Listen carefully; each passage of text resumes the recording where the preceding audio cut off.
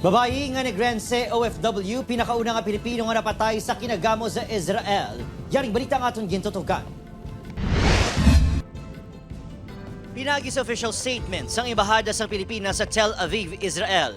Ginanunsyo ang kamatayon sang 49 anyos sa Leia Mosquera, tumandok sang San Enrique Negros Occidental. Kag, malawig na nga nagatrabaho sa Israel upod ang utod bilang caregiver.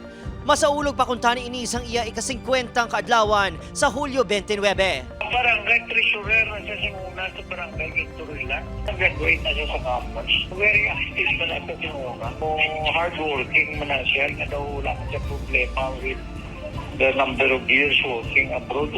Nasamaran ini sa maglupok sang isa ka-Iranian missile sang Hunyo 15.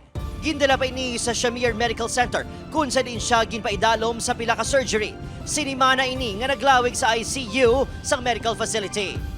Nagpasalig ang embassy nga tutukan ang gilayon nga pagpadala pa uli isang iya bangkay. Ginahikot na ang ihatag nga bulig sa mga himata sang biktima. We condole that she really fought for her life, but I guess the injury that she sustained was just too much. I'm just trying to promise Karen how much assistance we give.